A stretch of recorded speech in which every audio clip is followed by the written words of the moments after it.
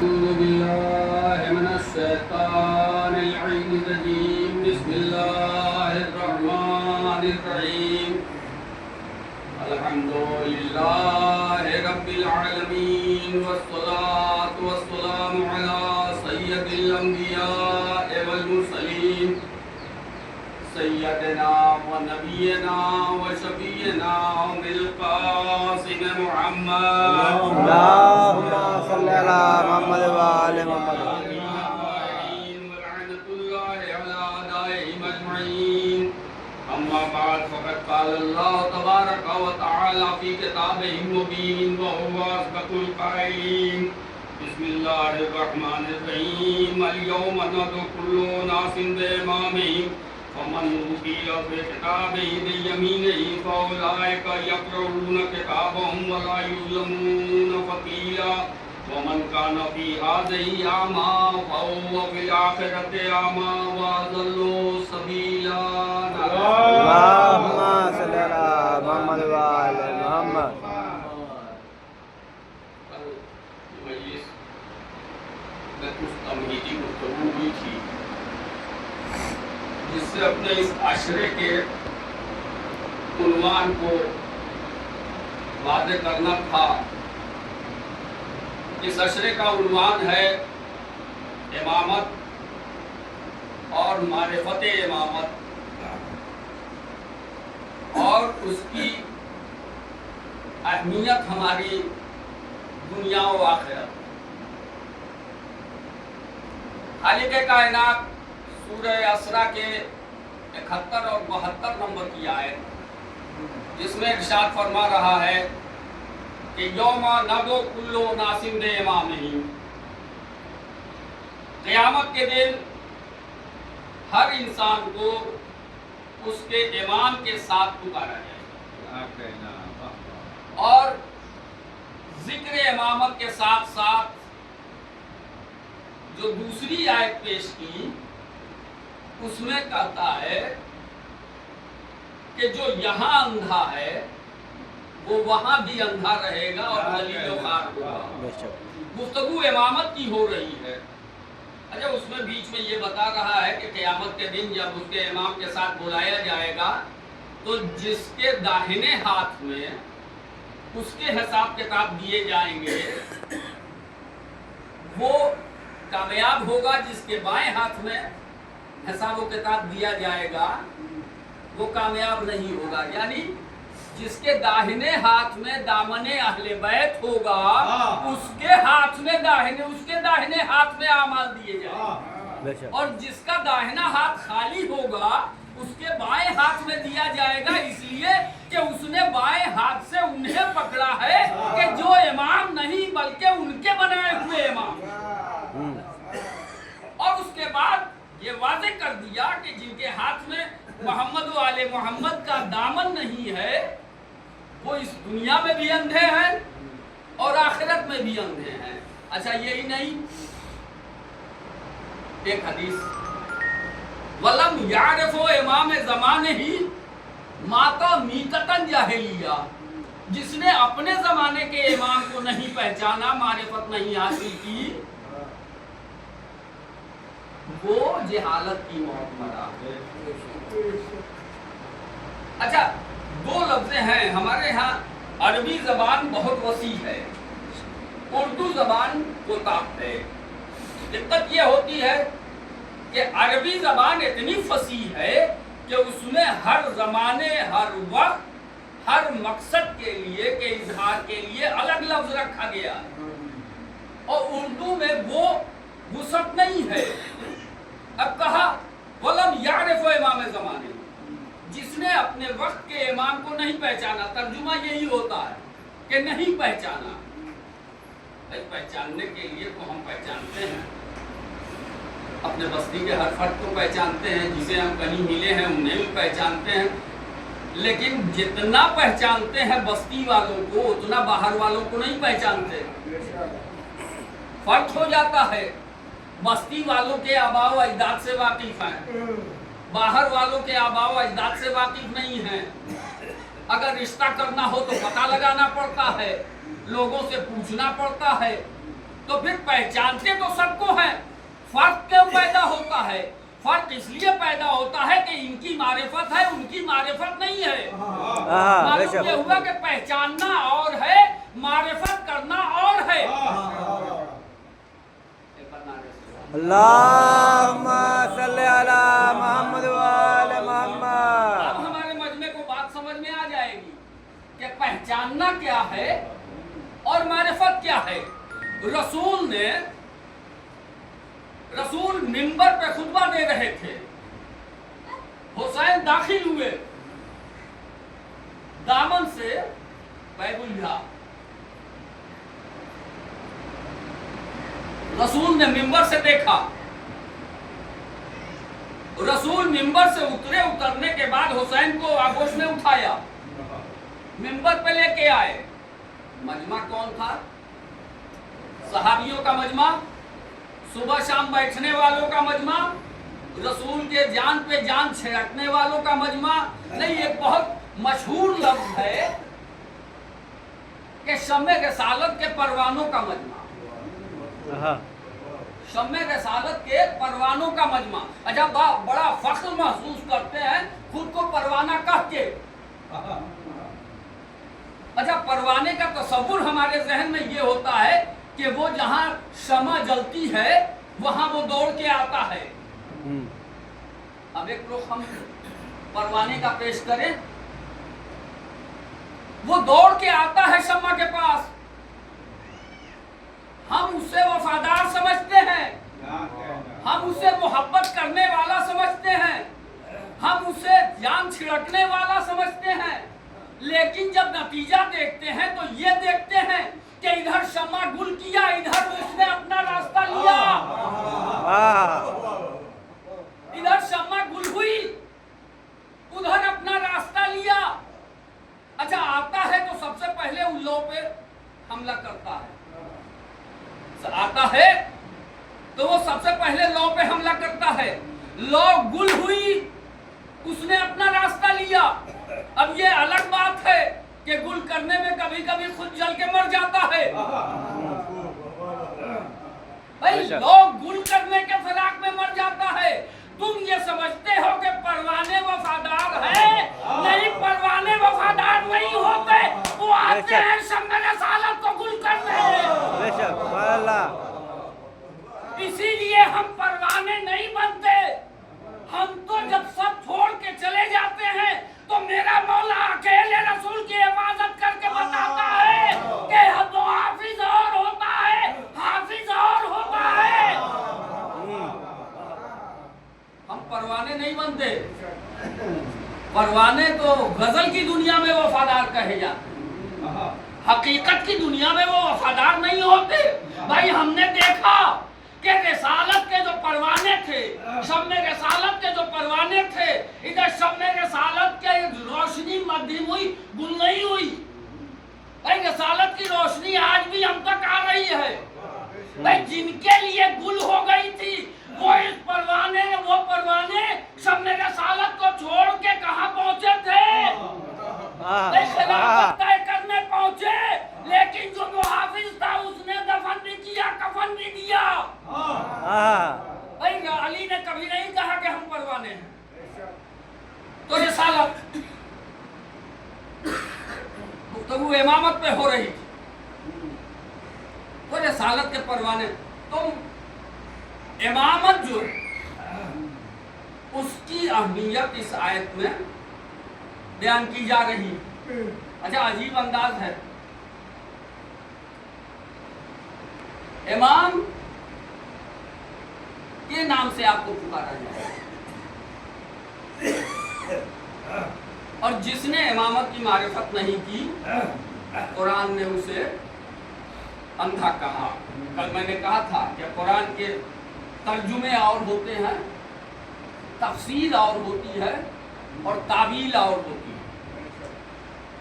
तावील वही बयान कर सकता है जो साहिबे कलाम के माफियुज ज़मीर से वाकिफ हो। ये साहिबे कलाम कहना क्या चाहता है,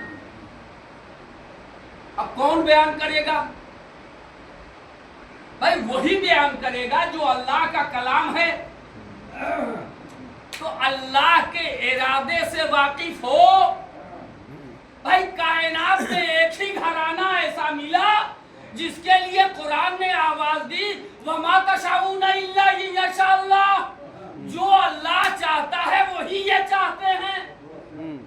नहीं, ये मत कहूं कि अल्लाह चाहता ही वही है जो ये चाहते हैं। तो जो ये चाहते हैं, अब तावील बयान करने का हक किसको है? उसी को है जो मकसद इलाही से वाकिफ हो। तो फिर कुरान की सही मारिफत किसको होगी? भाई रसूल ने हुसैन को आगोश में लेके मिंबर से उस मजमे में क्या कहा? हाजा हुसैन फ़अरफ़ूहु। अभी उर्दू की कोताही है, मैंने पहले बयान किया कि एक ही लफ्ज है, ये हुसैन है, इसे पहचान। मैं सवाल करता हूं कि उस मजमे में एक भी ऐसा शख्स नहीं था जिसने हुसैन को देखा ना हो। भाई बज़्म रिसालत में आगोश में देखते थे, सजदे के आलम में पुष्ट पे देखते थे। कौन था जो हुसैन को नहीं पहचानता था? फिर रसूल का ये कहना कि ये हुसैन है, इसे पहचानो, क्या मानी दारा? क्या मानी है? क्या नहीं? पहचानना और है, मारिफत हासिल करना और है। इमाम की मारिफत का तकाजा हो रहा है, पहचानने का तकाजा नहीं हो रहा है। भाई दुश्मन भी पहचानता है, अगर पहचानता न होता तो हमला न करता। भाई उसका हमला करना ये बता रहा है कि वो जानता था, पहचानता था। भाई चाहे आज की दुनिया हो या कल की दुनिया हो, दुश्मन पहचानता था, तब अली पे भी हमला किया, रसूल पे भी हमला किया। आज ईरान में गुलाम अली पे भी हमला कर रहा है। न पहचानता होता तो हमला नहीं करता। तो पहचानने का लफ्ज है, लेकिन मारिफत चाहिए। अब मारिफत होती क्या? पहचानना और मारिफत। अब एक वाकया, जंग सिफीन से मौलाए कायनात वापस आ रहा, रास्ते में एक साहबी जो आगे कुछ बढ़ रहे थे वो वापस आए, कहा कि मौला फला जंगल से एक ज़ईफ़ा के रोने की आवाज आई। मौला चले जहां से आवाज आ रही थी, मौला वहां पहुंचे। मौला क्या देखते हैं कि एक ज़ईफ़ा है जो बैठी हुई है और उसके सामने उसके जवान बेटे का जनाजा रखा हुआ है। ज़ईफ़ा रो रही है, उसकी आवाज सुन के पहुंचे। कहा क्यों रो रही हो? कहा मौला इस जंगल में हम, हमारे शौहर और ये हमारा बेटा रहते। शौहर का इंतकाल 20 साल पहले हो चुका है। अब ये बेटा था जो हमारी देखभाल करता था, ये भी मर चुका है। अब मैं ये सोच रही हूँ कि मेरी जिंदगी कैसे गुजरेगी। फिर कहा मैंने सारबान को बुलाया है और मैं ये सारबान से सब कुछ, अपना जो घर था, दरवाज़ा था, जो हमारे पास माल व असबाब थे, वो हमने उसको हदिया करने का इरादा किया है। फिर वो सारबान को क्यों बुलाया? तो वो मर चुका है, दफन कफन का इंतजाम करना चाहिए। कहा नहीं, हम लेके इस बेटे के जनाजे को कूफा जाना चाहते हैं। कहा कूफा क्यों? कहा कूफा में मेरा इमाम रहता और मेरा इमाम वो है कि जिसकी दस्तरस मौत व हयात पे है। मैं उसके पास लेके जाना चाहती हूँ और कहना चाहती हूँ कि मेरा कोई सहारा नहीं है, यही एक बेटा है। बरनाने से अल्लाहुम्मा सल्ली अला मुहम्मद व आले मुहम्मद। यही एक सहारा है, इसलिए आप इसे जिंदा कर दें। अच्छा, वो पहचानती नहीं थी, वो सूरत व शक्ल से इमाम के वाकिफ नहीं थी। अब समझ में आया पहचानना क्या होता है और मारिफत क्या होती है? भाई पहचानना सूरत शक्ल से, मारिफत अकीदे से। बेशक। कहा अच्छा तो कूफे में वो जिंदा कर देंगे, तुम्हें यकीन है? कहा हाँ यकीन है, वो जिंदा कर देंगे। कहा अच्छा हुक्म ये है शरीयत का कि कुछ चीजें ऐसी हैं कि जिसमें जल्दी करना अच्छा, और बाकी चीजों में जल्दी करना शैतान का काम। कहा मौला क्या? मौला वो तो जानती नहीं थी। कहा बताओ ए यार अभी क्या? कहा कि देखो हुक्म यह है कि जब कोई मर जाए तो उसे जल्दी दफन करो। अगर बच्ची जवान हो जाए तो उसकी शादी में जल्दी करो। मेहमान आ जाए तो उसके तवाज़ों में जल्दी करो। ये सब चीज़ें। उसके बाद इमाम ने कहा कि अच्छा तो तुमको तो जल्दी दफन कर देना चाहिए। कहा नहीं, मैं तो अपने इमाम के पास जाऊंगी। जब बहुत समझाने के बाद भी वो अपने जिद पे अड़ी रही तो एक मर्तबा इमाम कहते हैं कि अच्छा ये अगर तुम्हें इजाजत दो तो मैं इसे जिंदा कर दूँ। तुम कैसे जिंदा करें? तुम्हें जिंदगी चाहिए, मैं जिंदा। कहा ये दावा कायनात में दूसरा नहीं कर सकता, वही कर सकता है जो अल्लाह की तरफ से इमाम बना हो। बेशक। लगता है कि मेरे इमाम ने मेरी बात सुन ली थी। इमाम ने कहा कि अच्छा ठीक है मैं इसे जिंदा कर दूं। 2 रकात नमाज पढ़ी। नमाज पढ़ने के बाद उठे, अपने पैर के अंगूठे को उसके अंगूठे से मस किया। यानी आप तो ईसा से अफजल हैं। ये 2 रकात नमाज क्यों पढ़ी? कहा 2 रकात नमाज पढ़ के ये बताना चाहता हूं कि जब अकीदत हद से ज्यादा बढ़ती है तो गुमराह होने का शुबहा भी होता है। भाई 2 रकात नमाज पढ़ के ये बताया कि मैं अल्लाह नहीं अल्लाह का बंदा हूं। दस्तरस है, लेकिन ये जिम्मेदारी ये इमामत है। इमाम ने अंगूठे से अंगूठा सटाया, वो कलमा पढ़ता हुआ उठ बैठा, सलाम किया, अस्सलामु अलैका या अमीरुल मोमिनीन। मौला कायनात ने सवाल किया कि तूने तो हमको देखा नहीं, ये सलाम में अमीरुल मोमिनीन कहने देखा। कैसे कहा? कैसे नहीं देखा था? कहा कब देखा? अभी चंद घंटा पहले जब मेरी रूह निकली थी तो मेरे सदाने आप ही तो खड़े थे। आप ही तो खड़े थे। मालूम ये हुआ कि जितने लोग मरते हैं उनके सदाने अली जाते हैं।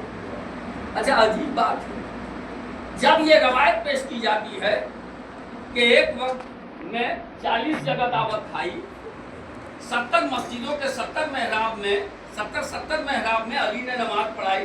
लोग कहते हैं कि कैसे मुमकिन? भाई मलकुल मौत एक वक्त में हजारों की रूह कब्ज कर ले तो तुम्हें ताज्जुब नहीं? और जो मलकुल मौत का भी मौला हो, जो मलकुल मौत का भी मौला हो, तुम्हें ताज्जुब क्यों? अच्छा उसके बाद से एक मर्तबा मौला ने मुस्कुरा के उस ज़ईफ़ा की तरफ देखा। कहा तुम्हारा मकसद पूरा हो गया? कहा मौला मेरा मकसद पूरा हो गया। अच्छा ये बताओ कि अगर तुम्हारी ख्वाहिश हो तो 20 साल पहले मरे हुए तुम्हारे शौहर को भी जिंदा कर दूं? तो कहती है कि नहीं। कहा क्यों? कहा इसलिए कि वो 20 साल पहले जब मरे थे तो वो जवान थे, मैं अब ज़ईफ़ा हो चुकी हूँ। वो उठेंगे तो जवान उठेंगे। क्या मारिफत होती है? ये पूरा वाकया मारिफत पे दलील है। उसे ये यकीन था कि जब भी कोई मर के उठेगा तो जवान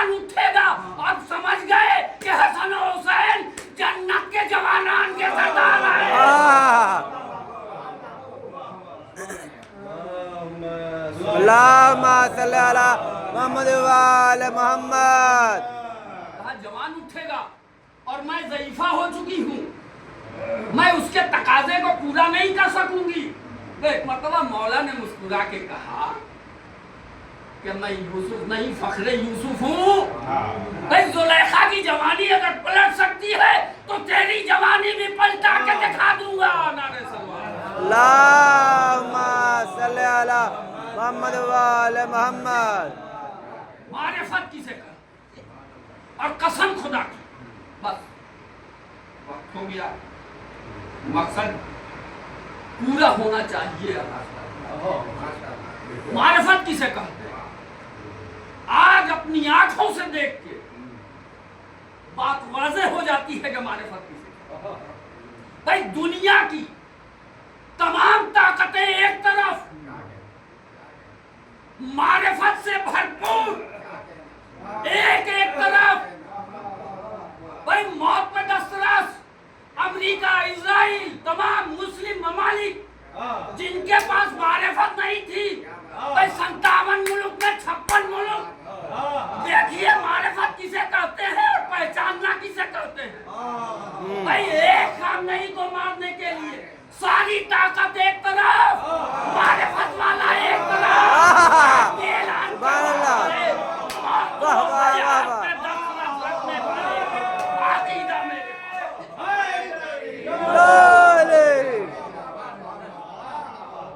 तुम हमें मौत से डरवाते हो। मैं उसका मानने वाला हूँ जिसके हाथ में मौत और हयात है और गुमराह होने की जरूरत नहीं है। ये उसका अख्तियार नहीं है, ये उधर का दिया हुआ अख्तियार है। इन्हें मजहरे औसाफ इलाही बनाया है। ये औसाफ ये दिखा के ये बताते हैं कि जब बंदा ऐसा है तो खालिक कैसा होगा। बेशक बेशक। और फिर हम ये दिखाना चाहते हैं कि जब अली का एक गुलाम ऐसा है जो किसी से खौफ नहीं खाता, तो अली कैसा होगा। यही तो वजह थी कि इस्लाम की कोई जंग बगैर अली के फतह न हुई। भाई खैबर पढ़ना नहीं है, यहूदियों से मुकाबला था, मुकाबला यहूदियों से था। लड़ा कौन? भाई 39 दिन तक जाते रहे, वापस आते रहे। भाई जंग की नहीं, जंग नहीं की, देखा वापस आ गए। क्या मकसद? भाई आज क्या हो रहा है? 56 मुल्क इराक बर्बाद कर दिया गया, सद्दाम को मार डाला गया, कज़ाफी को मार दिया गया, सीरिया पे कब्जा हो गया। किसी में हिम्मत हुई बोलने? वापस आते रहे। ये कौन थे? ये उनके मानने वाले हैं जो मैदान से फिरार अख्तियार करते हैं। ईरान उसका मानने वाला है जो मैदान में डट जाता है। आज डट के बता दिया, जालिम एक तरफ और वो अली का मानने वाला एक तरफ। इसीलिए अपने जंग को खैबर से और हैदर से ये मौत से डरते नहीं हैं। नहीं देखा नहीं करबला 72 थे और उधर कम से कम 3 लाख, ज्यादा से ज्यादा 9 लाख। और इन 72 में कोई एक आदमी ऐसा मिला तारीख ने लिखा। भाई तारीख मुरत्तब करने वाला कोई हुसैनी नहीं, कोई हुसैनी नहीं। सबके सब आज ही नहीं गोदी मीडिया है, उस वक्त भी गोदी मीडिया था। लेकिन हक वही है जो सर चढ़ के बोले। भाई मैदाने करबला में नहर छोड़ के भागने वाले तो मिलते हैं, लेकिन खैमे हुसैनी छोड़ के जाने वाला नहीं मिलता। भाई ये शम्मा गुल करके दिखाना क्या चाहते थे हुसैन?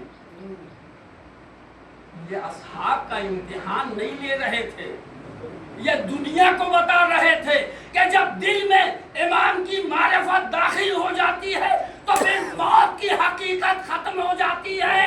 قاسم نے یہی تو بتایا تھا کہ موت کا مزہ شاد سے زیادہ شیریں ہے۔ بھائی علی اصغر نے مسکرا کے تیر کھا کے بتایا کہ دشمنان اہل بیت کے لیے موت مصیبت ہے اور محب اہل بیت کے لیے موت نعمت ہے۔ آج درود 28 رجب کا چلا آج کربلا پہنچا ہے۔ حسین نے ہر قدم پہ اپنے چاہنے والوں کو ایک پیغام دیا ہے۔ میں لفظوں کو بدل کے یہ کہوں، حسین نے پیغام نہیں دیا ہے، طرز زندگی دکھائی۔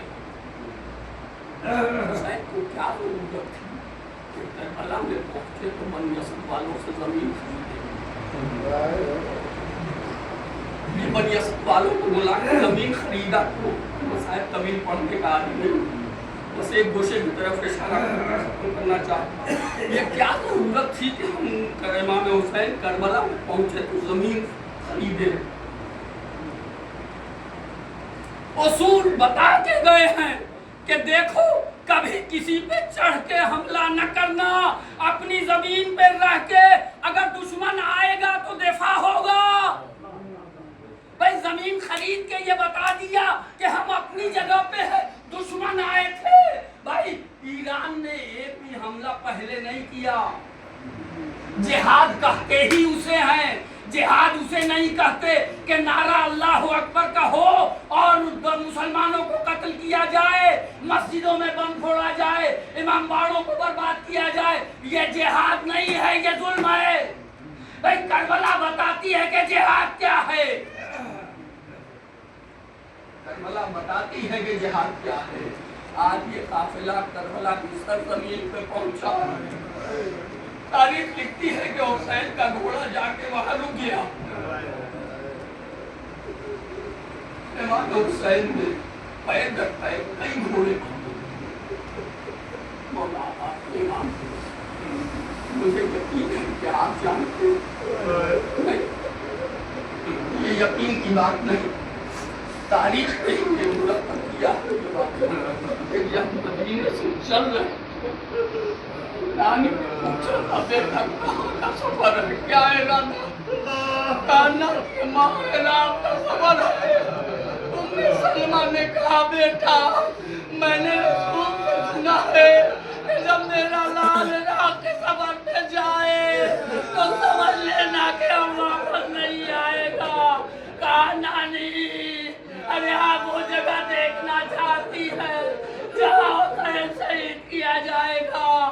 امام نے اشارہ کیا، کربلا کی زمین بلند ہوئی، کہا نانی وہاں علی اکبر کے سینے پہ پرچی لگے گی، وہاں قاسم کا لاشا پامال کیا جائے گا، نانی فلاں نشیب میں مجھے ذبح کیا جائے گا۔ نانا نے بھی مٹی دی، یہ مٹی آپ لے لیجیے۔ حسین جانتے تھے لیکن حسین نے گھوڑوں کو بدل کے دنیا والوں کو پیغام دیا کہ میں اپنی منزل پہ پہنچ چکا ہوں۔ ازاداروں میں کیے گئے بنی اسد والوں سے بھی زمین خریدی، لیکن امام حسین نے بنی اسد والوں سے عجیب وصیت کی۔ ازاداروں بنی اسد والوں کو بلایا اور بلانے کے بعد یہ زمین پھر علی اکبر کے نام سے جو خریدی تھی اس سے ہبا کر دی۔ کہا ہے بنی اسد والوں ارے میرے ازادار جب میرے زیارت کو آئے 3 دن انہیں ارے دعوت دینا، ان کا خیال کرنا۔ اے مولا ارے ازاداروں کے بھوک اور پیاس کا یہ خیال کہ میرے ازادار کو تکلیف نہ ہو، یہی کربلا ہے کہ آپ کے بچے آپ کے 2-3 دن